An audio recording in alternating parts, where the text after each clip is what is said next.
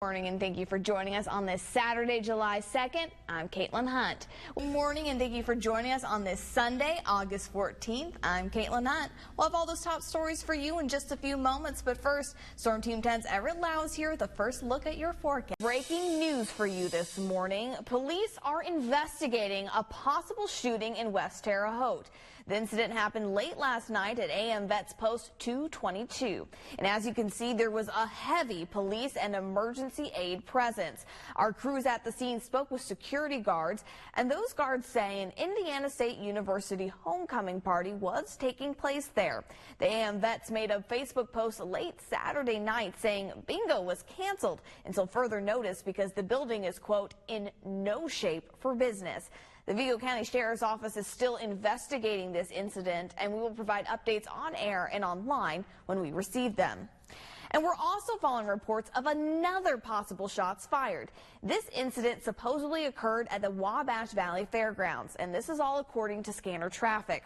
Our News 10 crew captured this video as well, and we have reached out to local law enforcement to get confirmation and more information on this incident. Less than 1 year into his current term, Indiana State Senator John Ford is resigning.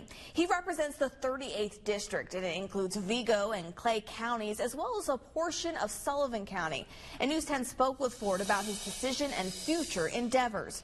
Ford was elected to the state legislature in 2014, and he was most recently reelected in 2022 when he ran unopposed. Now, Ford is stepping down with more than 2 years left on his current term, and he says leaving will allow him to spend more time with his family and to pursue new professional endeavors. What most people forget is being a state senator is a part-time job, and so it kind of, holds you back from achieving some of your professional goals. And the Republican Party will fill Ford's empty seat with a caucus. The caucus would happen within 30 days after Ford's official resignation. Ford says that date will be October 16th. And on the day of the caucus, precincts chair people will vote for Ford's replacement. And those chair people will come from the Senate District 38, and that includes Vigo and Clay counties and a portion of Sullivan County.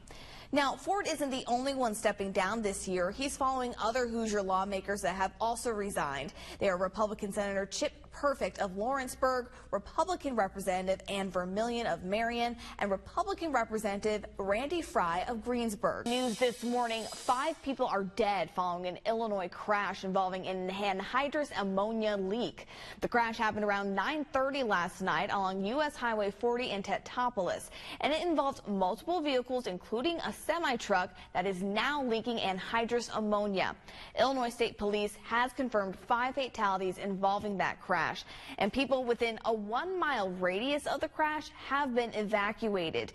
U.S. Highway 40 between Tetopolis and Montrose is currently closed. 3 people are confirmed dead in Sullivan after an apparent tornado went through the area, and this morning a live look at the damage. And we're also live this morning from Crawford County. Officials there are also confirming 2 deaths from the same storm system, along with several destroyed houses and downed power lines. Well, good morning and thank you for joining us on this Saturday, April 1st. I'm Caitlin Hunt. And I'm Everett Lau. And we have team coverage after potential tornado damage in the Wabash Valley. We stayed with you late into the night with live updates to keep you and your family safe. And we have live updates from Sullivan, Indiana and Crawford County, Illinois. But first, Everett is here to give us a look at the forecast and give us some updates after last night. Thank you, Everett. And as we said, we do have team coverage of potential tornado damage across the Wabash Valley. We're seeing the situation in the daylight for the first time. And News 10's Jevin McCoskey is live in the city of Sullivan. EMA officials and first responders have been working to survey damage and look for people. And Indiana State Police have confirmed at least 3 people are dead. Jevin, tell us what you're seeing. Thank you, Jevin. And the 911 dispatch center in Sullivan is currently down. So if you are in need of emergency services, you'll need to contact the Indiana State Police Dispatch Center. That number should be up on your screen. It's 765-653-4114. That number is on your screen now. And we also are following reports in Crawford County, Illinois. News 10 Bureau Chief Nathan Springfield was live there last night, and he's back with us again. Nathan, tell us what you're seeing this morning. Thank you, Nathan. And of course, we will closely follow the situation in the coming hours and days. So stay with us for more updates later this morning on the Wabash Valley's only weekend morning show. Indiana Governor Eric Holcomb has through next Wednesday to take action on a controversial bill regarding transgender youth. This week, the lawmakers passed Senate Bill 480, and in just a moment, we'll hear from Hoosiers who say they'll be impacted if the bill becomes law.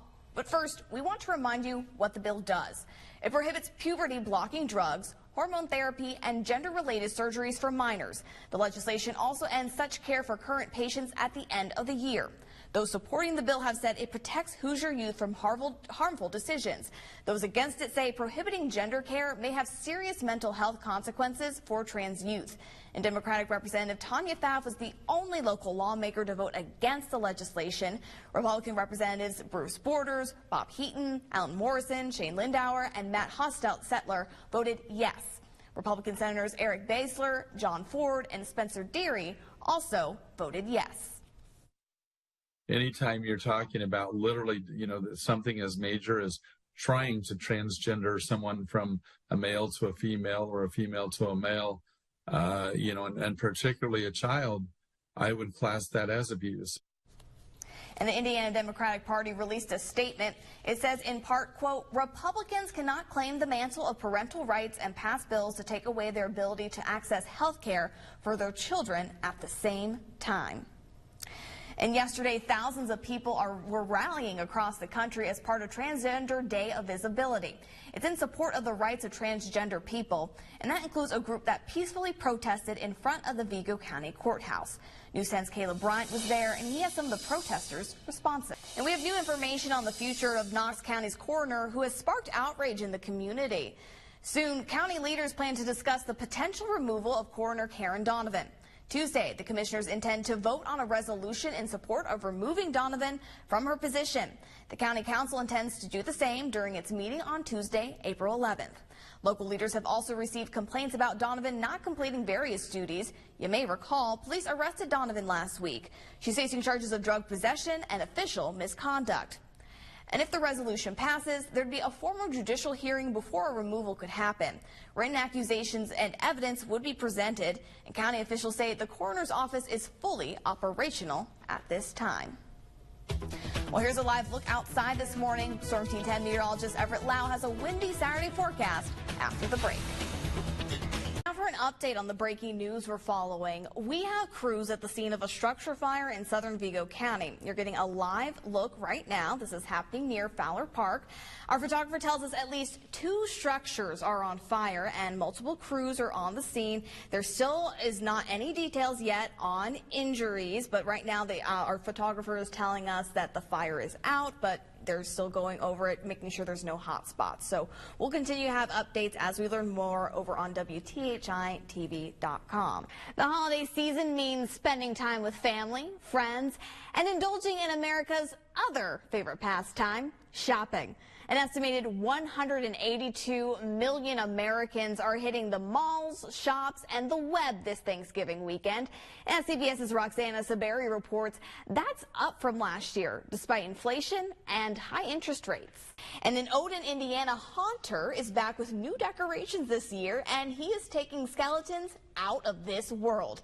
David Self created this display behind me last year, but wait until you see his new haunted house. Self is participating in Skeletons for St. Jude, and it's a fundraiser for sick kids who may not be able to enjoy a day of trick-or-treating. So check this out. Self's haunted house includes Skelliot in the iconic red hoodie and E.T. And Self says his skeletons are in trouble with Martians this year. Anyone who visits the house on Northwest Street is encouraged to scan this QR code to donate to the cause.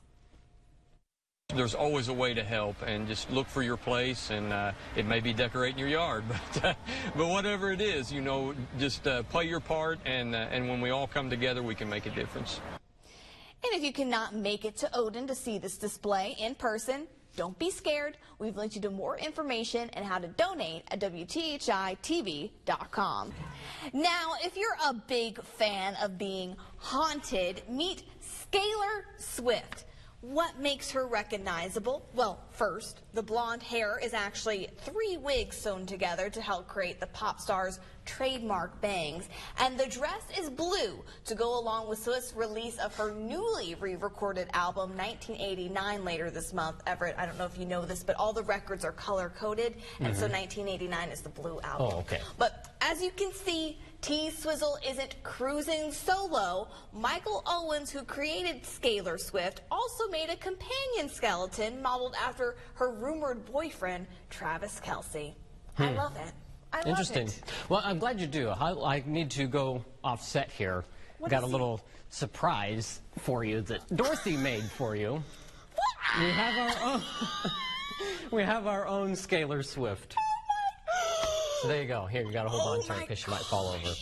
I will support her. There's Oh your new my desk gosh. decoration for Halloween. I don't know what to say.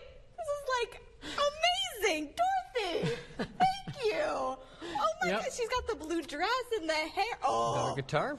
I love it. I usually don't get into the spooky season, but now I have a decoration. Yep, you got a decoration for your desk now. Oh my gosh, I love this. I love it, love it, love it, love it, love it, love it, love it. Do you like that? Anyway, while Caitlin's fangirling over her Scalar Swift, I will go ahead and now it's time for the dill pickle ice cream. Okay, I guess. It as does not always. smell as bad as some of the previous ones. Ranch, But it's mustard, green. mac and cheese. Okay. You just about spilled it out. It's a little Well, soft, but that's what the goal was. that's the goal. Okay. Right on the desk. Just the tiniest. Okay, here we go. It's kind of an off green. No. What I will give these people, those are the most accurate taste. That tastes like a dill pickle. That is not great. Getting it after Yeah, it's got a dilly aftertaste. Okay. These people are really good at making ice cream. I don't know why they put these flavors, but Close that. lid. Wonderful. I can smell it. That's all for News 10 this morning. Have a great Sunday. That's nasty.